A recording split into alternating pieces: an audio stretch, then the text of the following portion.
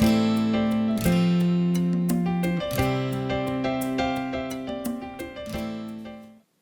guys, it's Crystal from livingwithgastroparesis.com, and this is a brand new FAQ Friday. So today we're talking about leaky gut syndrome, and this is a topic that comes up a lot in the emails that I receive.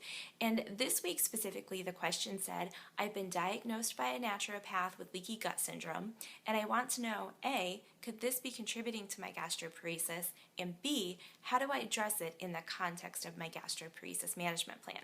So first of all, for those of you who aren't familiar with the term leaky gut syndrome, basically our gut has a barrier that's supposed to keep whatever's on the inside. And so that includes food particles, that includes bacteria, that includes waste. Anything that's inside the gut is really supposed to stay inside the gut, except for nutrients. Once the food is digested and the nutrients are broken down, those are absorbed and those go into the rest of the body.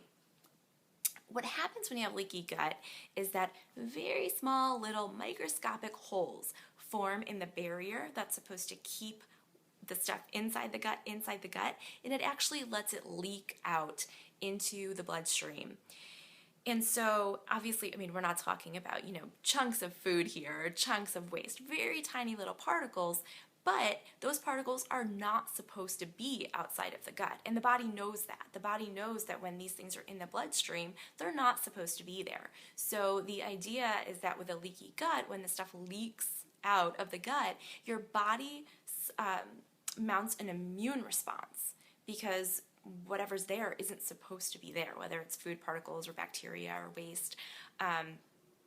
And that contributes to inflammation throughout the body, inflammation in the gut, and even things like eczema, allergies, food sensitivities. And there's actually research coming out now that shows that leaky gut may be a factor in developing autoimmune conditions, things like Hashimoto's, type 1 diabetes, even like multiple sclerosis.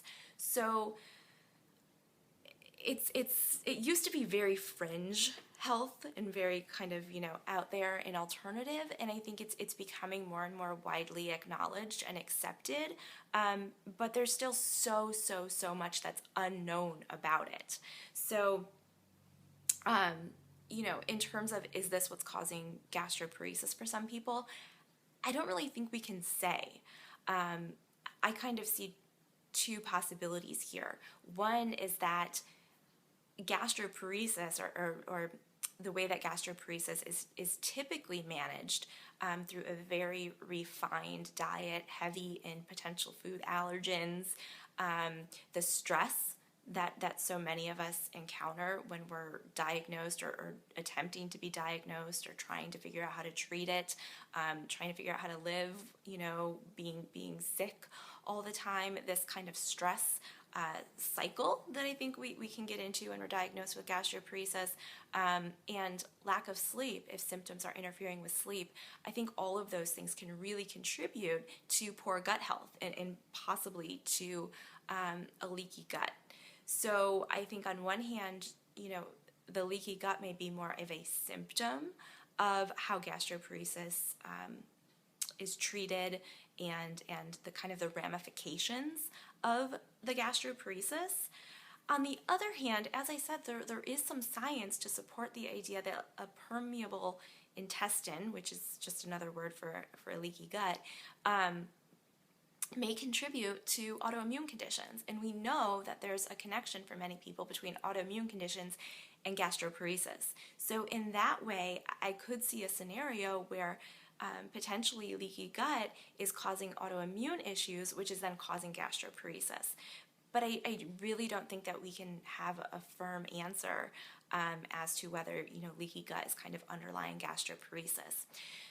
Either way, I do think it's certainly, gut health is certainly worth addressing, especially when we're dealing with a digestive condition. But I love the question of how do I address this in the context of a gastroparesis-friendly management plan?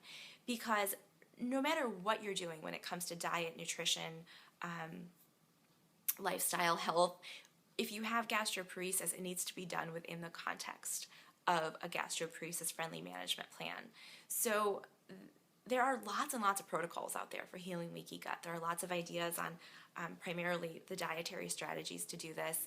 And I think if something has been recommended to you, you really need to take a hard look at it and sit down and say, how can I make this work within the context of gastroparesis? And the first thing I'll say is that the vast majority of practitioners and the vast majority of protocols really focus on diet and dietary solutions to leaky gut syndrome. And I think that's important, and I'll talk about that in a second.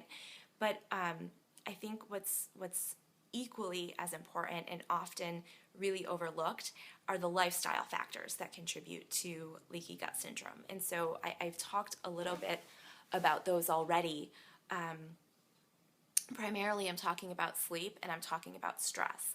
And I think that if you're really attacking this dietary piece, but you're not working on decreasing the amount of stress in your life, and also, I mean, there's a lot of stress that we can't get rid of. So learning how to mitigate those stress responses, which is through purposeful relaxation exercises, doing things that puts your parasympathetic nervous system, your rest and digest, back in control, and doing that regularly, like every single day, that has to happen.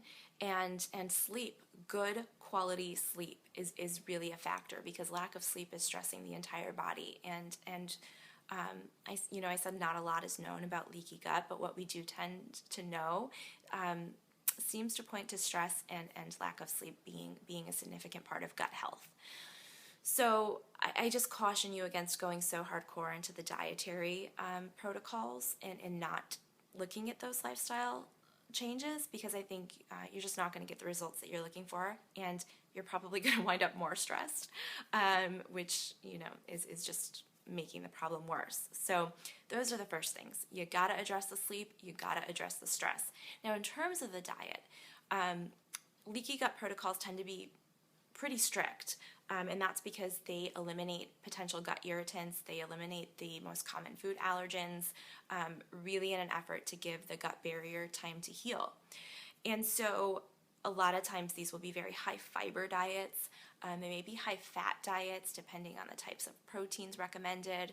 And so you really can't just go off of a piece of paper or off of a website. You have to think about how this is going to work in terms of managing gastroparesis.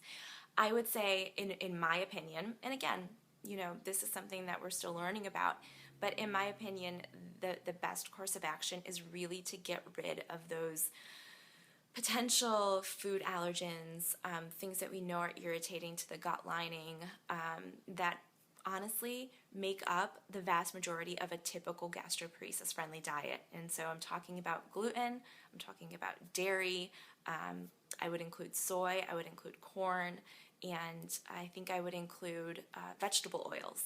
So if you're eating a lot of low-fiber, packaged, processed, refined foods, that right there is definitely something that can contribute to poor gut health.